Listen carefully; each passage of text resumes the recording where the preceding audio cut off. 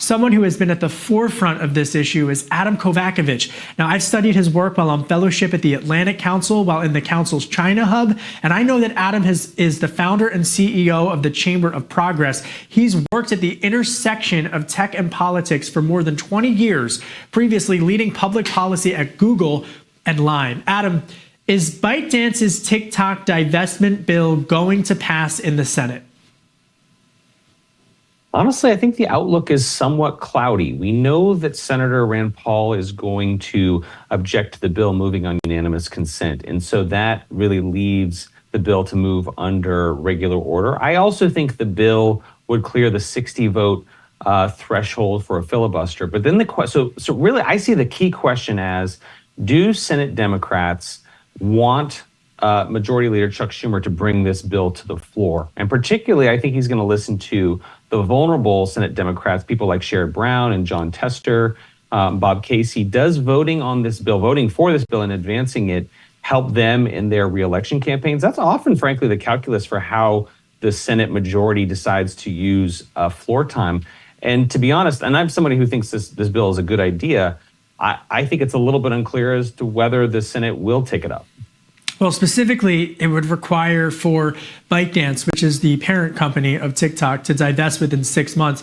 We're still about 8 months away from an election, and there are a lot of members in Congress and at the presidential level, including President Biden, who now has a TikTok account for his reelection effort, who might want to see TikTok off of folks' phones, but maybe wait until after the election. Is that a proper analysis?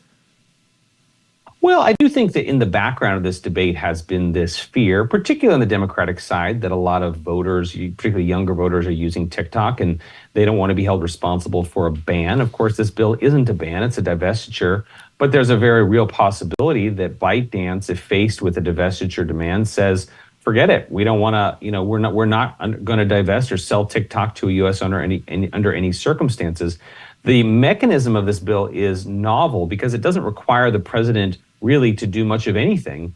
It requires that by default, app stores and ISPs block apps like TikTok unless they are divested. And the president can certify whether it's been a proper divestiture. But beyond that, it's really in the hands of app stores and ISPs to enforce the law. And so that's a novel step that, frankly, was not true of past efforts to deal with this issue. I also note that it was the bill was drafted in part by Lisa Monaco, who is a senior official at the Department of Justice, in part to I think withstand scrutiny and legal challenges that have faced this bill before. I think it's still unclear how that's going to fare. But that's a new dynamic this time around. Adam, it's tough for me to hear arguments about freedom of speech and constitutionality of freedom of speech when the app is owned by a communist-backed corporation. Here in the United States, as you know, Adam, there's a separation between the private sector and the government sector. But in communist China, the business community is the Communist Party. And so I guess try to square me that circle. I mean, I know for a lot of folks, it's very perplexing. If MTV was owned by Russia in the 1980s, that wouldn't have been allowed. The FCC would have never allowed that to happen. How did we get here to a point where China is able to use the very rights and freedoms that we all value so much against us? Yeah, I think that's a good analogy. And I also think a little bit about the beginning of Russia's invasion of Ukraine, when we still had Russia Today, which is was a Russian propaganda network on a lot of U.S. cable channels, and they were allowed to do that legally. There was no law or change that forced them off. But in the aftermath of that invasion, most U.S. cable systems actually removed Russia Today, mostly due to pressure, to public pressure. But I think a lot of people look back and they say, well, wait a minute, we let Russia Today, which was a propaganda channel of the Russian government in the United States for how long? And I sort of suspect that when TikTok is finally sold, or if it results to them having to leave the U.S. because they don't want to be sold, I think some may look back and say, well, wait, why? It's kind of unbelievable that we allowed this to go on for as long as it did. Well, and in addition to that, if you go into China, you can't go on Instagram. You can't go on Google. Right. You can't go on any of the apps that everybody here loves to use.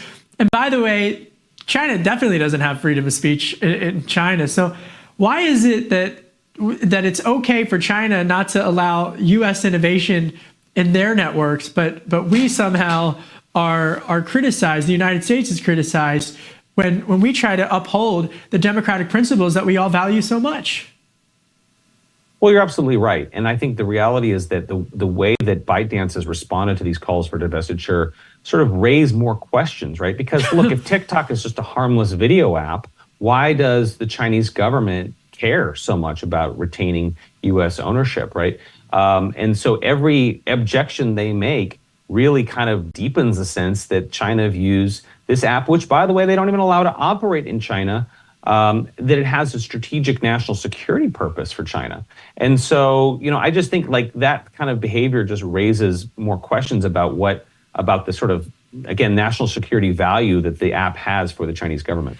Back in World War II, a common phraseology was that there was an ocean that separated us from the conflict in Europe. But nowadays, that propaganda war is in many ways being played out in our pockets, in our smartphones. How is what's happening with regards to ByteDance and TikTok and the conversation and the policy changes that we're having here in Washington indicative of a larger issue about the battle for stopping the spread of disinformation on the digital frontier? Well, I mean, absolutely. We know that our foreign enemies, it started with Russia, it's increasingly true of China now, are actively engaged in information warfare and actively trying to sort of sow dissent and sort of highlight dissent in America as a way of advancing their own aims. I think we saw that with Russians and Trump. I think there was actually a new report from the intelligence agencies this week that we have actually seen that kind of thing on TikTok in the past.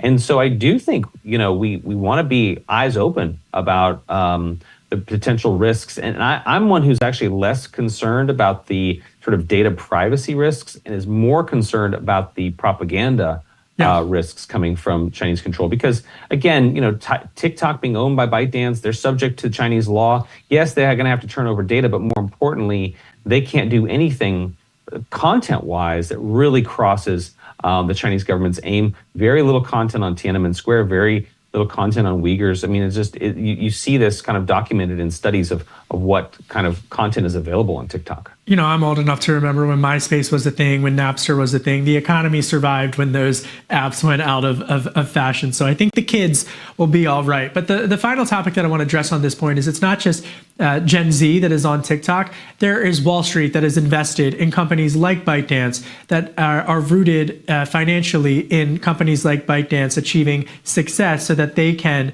make an investment. What specific policy changes need to be implemented so that U.S. investors, either knowingly or unknowingly, are no longer invested in the success of a communist-backed corporation? Well, I think you've seen, frankly, the Biden administration take steps to address this issue, right, of sort of inbound, outbound investment in China.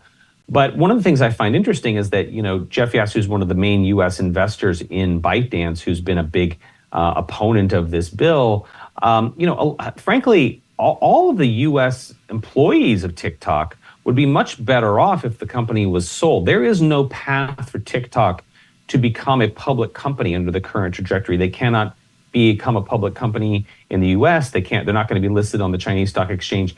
And so being sold to a U.S. owner and then going public is actually a good path. That's exactly what happened with Grindr, which was owned by the Chinese. CFIUS forced its divestiture, and they ended up going public. So I actually think in the end that the financial markets would be much better served by this company being U.S. owned and then being a public company on the U.S. markets. But they can't do that while they're owned by ByteDance. The situation with Grindr is a good example of how once that went through, that CFIUS deal went through, the U.S.-backed forces the forces in the private sector were able to stand up for democratic principles and human rights that China just doesn't even factor into as it relates to LGBTQIA plus communities. I want to thank you, Adam, so much. I really, really appreciate your analysis and your time today for this incredibly important issue. We'll have you back on to talk more.